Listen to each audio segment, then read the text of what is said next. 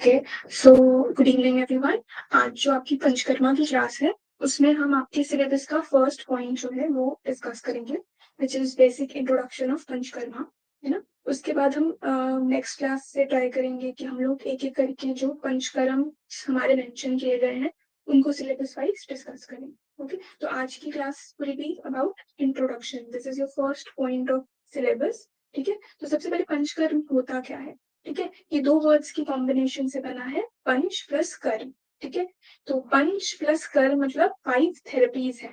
5 therapies है। Okay, सो पंचकर्म क्या है, एक प्रकार की संशोधन चिकित्सा है जिसके द्वारा शरीर में वृद्ध दोषों या उत्कृष्ट कराकर दोषों को प्राय कोष्ठ में लाकर उनके निकटतम प्राय प्राकृतिक मार्ग से बाहर निकालकर त्रिदोष साम्य स्थापित कर अपुनर्भव की प्राप्ति करते हैं।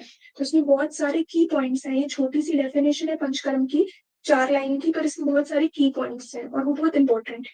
सबसे पहले की ये एक तरह की संशोधन चिकित्सा है। ठीक है, तो जो शरीर में दोष होते हैं, जरूरी नहीं है वो दोष बहुत सारे हो सकते हैं, पर इट इज नॉट इम्पोर्टेंट कि वो बहुत ज्यादा उग्र अवस्था में हो, अपने उत्कृष्ट हो। ठीक है, तो हमारा पंचकर्म का मोटिव क्या होता है, जो दोष हमारी बॉडी में है उनको उत्कृष्ट कराकर, मतलब उनको उग्र कराकर उनको एक्साइट करना है पहले। ठीक है, कोष्ठ में लाना है, कोष्ठ इज योर डाइजेस्टिव ट्रैक्ट, वहां तक लेके आना।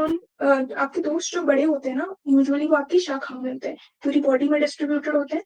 तो आप पूरी बॉडी से उनको कोष्ठ में लाओगे, उनको एक्साइट करोगे, उनको उत्कृष्ट करोगे, बढ़ाओगे, उनको कोष्ठ में लाओगे। और फिर जो भी कोष्ठ से निकटतम मार्ग है उस दोष का, चाहे वो मुंह है चाहे गुदा है ना, जो भी निकटतम मार्ग है उससे उस दोष को बाहर निकालोगे। ठीक है, प्राय निकटतम प्राय प्राकृत मार्ग से बाहर निकालकर त्रिदोष साम्य स्थापित करोगे। ठीक है, त्रिदोष साम्य मतलब अब सब, जब वो प्रकोपित दोष जो है वो बाहर निकल जाएगा तो तीनों दोष अपनी समावस्था में आ जाएंगे। और उसके बाद क्या होगा, एक स्थिति उत्पन्न होगी अपुनर्भव की। अपुनर्भव मतलब वो दोष दोबारा नहीं प्रकोपित होगा, वो दोबारा नहीं बढ़ेगा। ठीक है, अपुनर्भव दोबारा, अपुनर्भव दोबारा पूर्ण रूप बढ़ेगा नहीं। ठीक है, तो ये एक डेफिनेशन है पंचकर्म की, एक कंप्लीट डेफिनेशन है।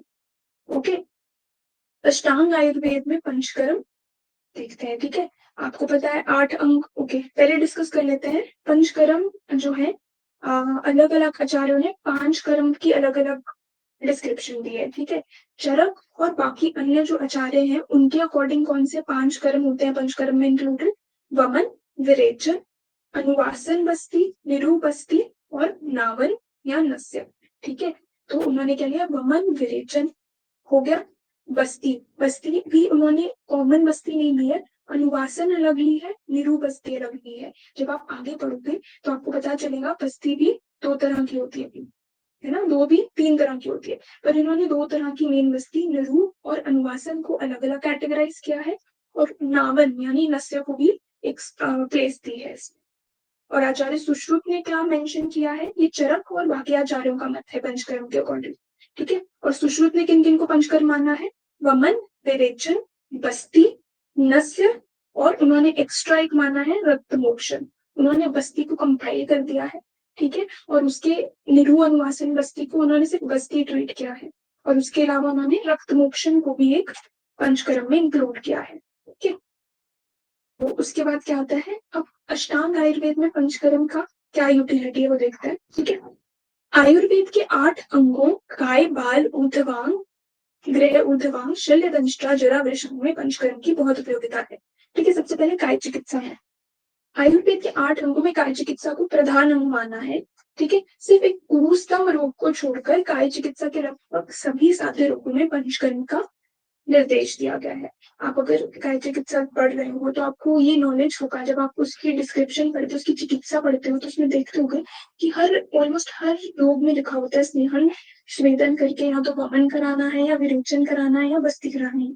ठीक है, तो पंचकर्म फॉलो होता है काय चिकित्सा में, और जब आप ये प्रैक्टिस करोगे ना तो भी आप ये चीज एक्सपीरियंस करोगे कि कोई भी ट्रीटमेंट शुरू करने से पहले काय चिकित्सक जो होता है ना, हमारा काय चिकित्सा वाले जो टीचर्स हैं या डॉक्टर्स हैं, वो लोग पहले बॉडी को जो है शोधन करते हैं उसका, कि वो पहले पंचकर्म कराते हैं, फिर वो अपनी मेडिसिन स्टार्ट करते हैं।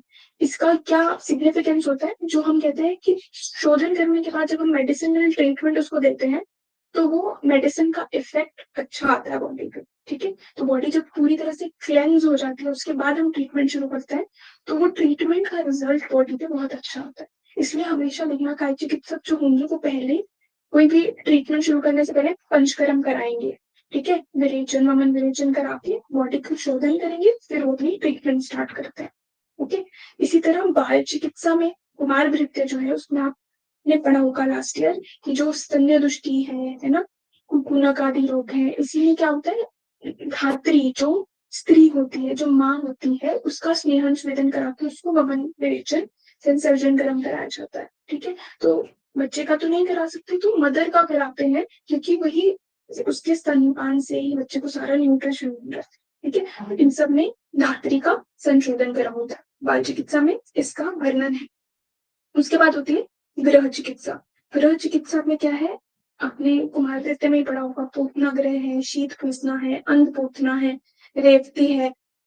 ठीक है, उसमें क्या है, औषध द्रव्यों के क्वाथ से सिद्ध क्वाथ से परिषेक का वर्णन किया गया है ना। तो ये एग्जाम्पल है कुछ, किन किन से क्या उसको पीने को देना है, अगर उसको गृह चिकित्सा कर रहे हो आप, तो क्या कुछ आप पीने को दोगे, क्या ट्रीटमेंट उसकी होती है, तो इसका भी गृह चिकित्सा में वर्णन है।